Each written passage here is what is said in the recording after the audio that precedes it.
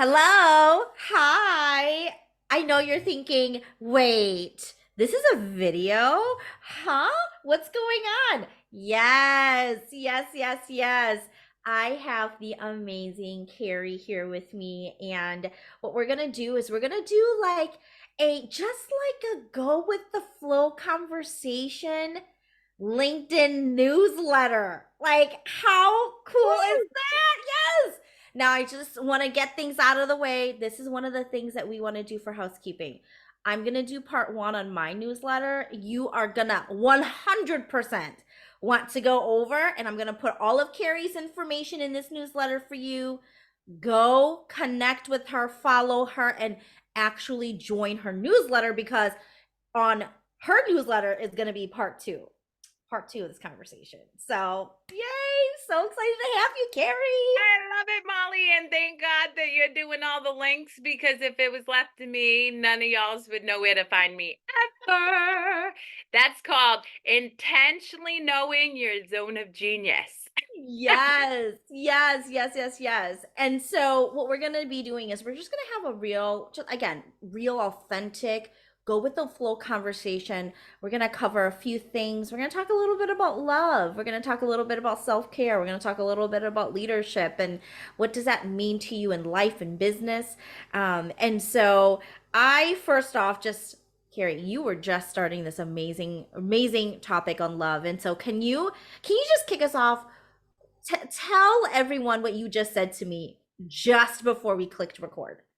Yeah, so love is something that really is infused in the whole of our being. That's what we all collectively are. And yet, from specifically a business standpoint, but also from a mental health and physical health standpoint, there's a lot of resistance to love. Using the word love, really having an understanding of what love can actually meaningfully and viscerally look like as a business owner and or within your own well-being. And so it was really important for me as a former leader in corporate America who did lead through the lens of love, and now as an addiction and mental health recovery coach, to talk about with you, an amazing business coach and guide for business owners, to on the topic of how to infuse love into the daily rhythms of everything that you do.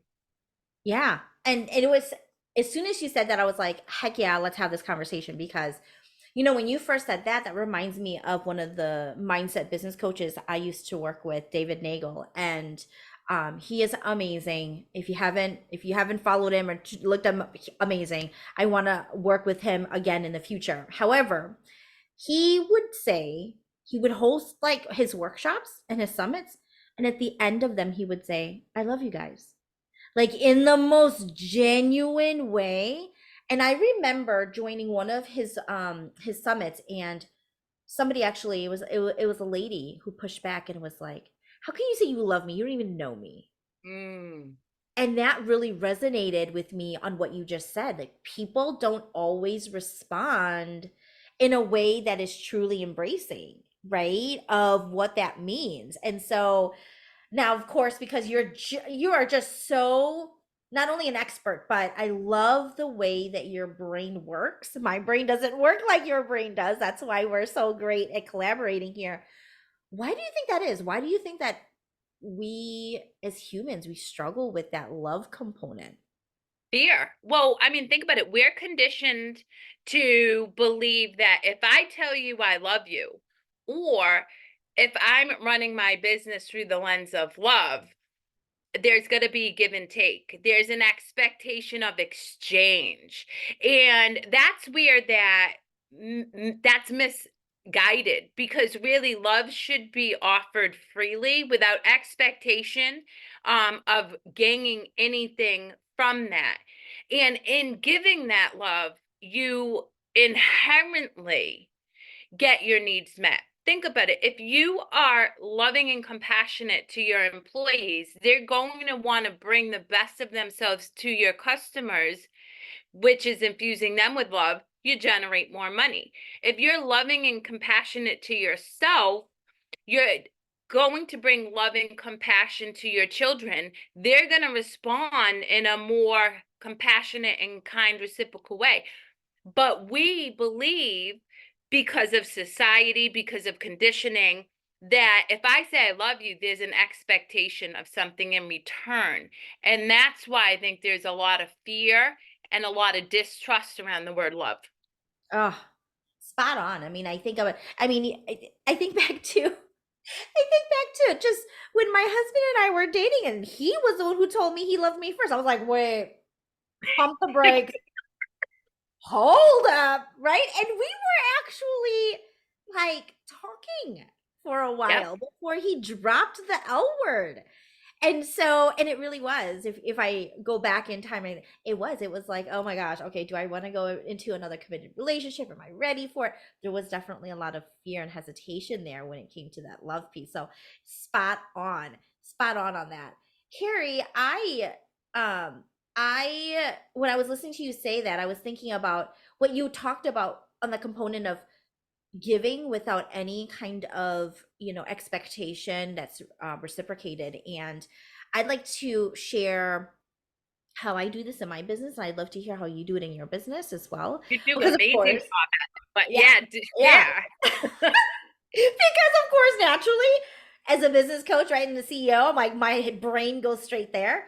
And this is exactly what I teach and I talk a lot about when it comes to that experience based sales process and that experience based approach of, yes, sales can have this like icky stigma feeling to it.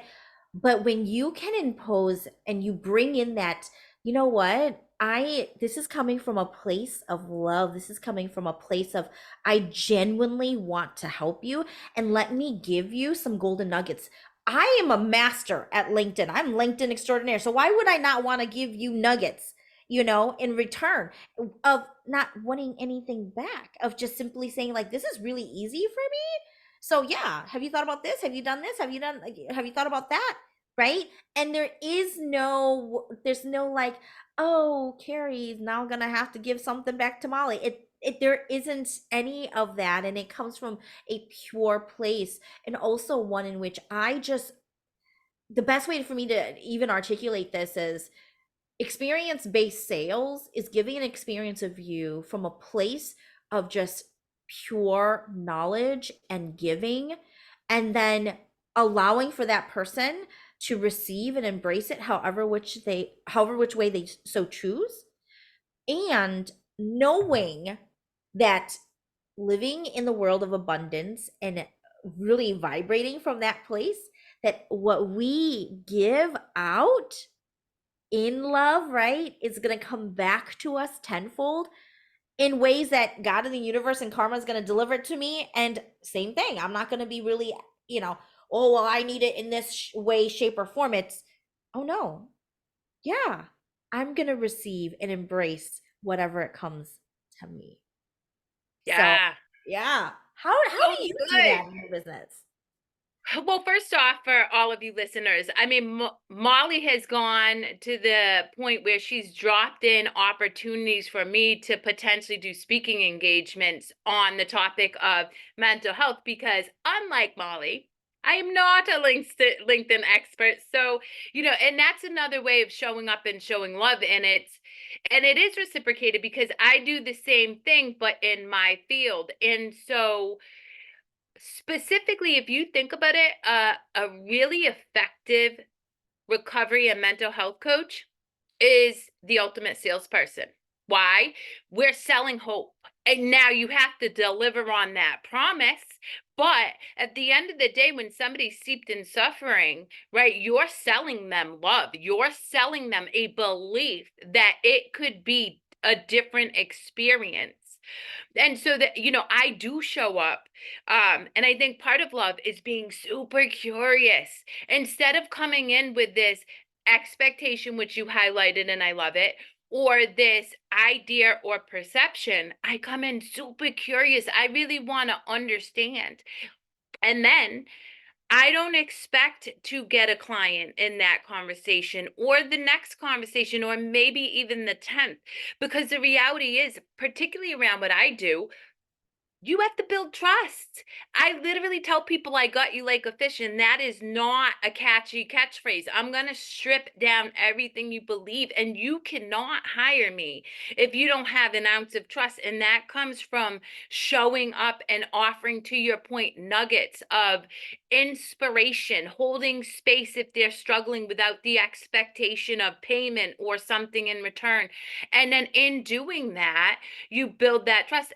I worked with this woman and her son for well over a year before they hired me um as a coach, and because I built that, this person's success has been fast and quick because they've already had all those little nuggets. And so that's how I show up in love for my clients. And then when it comes to other coaches, I have the tough conversation. Mollie, you're a business coach, so you know how many people are running businesses that aren't always being honest with themselves about what they need to do or where they're at in their business. Same with me, right? And so I think that part of love isn't soft and fluffy and squishy. Part of love is, okay, you're selling hope to people who are struggling, but you're in a violent relationship. What's up with that? And so I offer love in the fact that I'm never going to sit here and not hold a coach accountable for doing the work, particularly because they're responsible for helping other people do the work, and you can't sell what you don't have. Oh, boom. Okay, listen, y'all. We are right here. It is literally, you can feel it. At least I can. You can see it. Yeah. We are at the height of our conversation. Now, I'm going to close out my part. We're going to shimmy on over to Kerri's newsletter for you to tune in for part two. So go on over there. Okay. Looking forward to seeing you guys.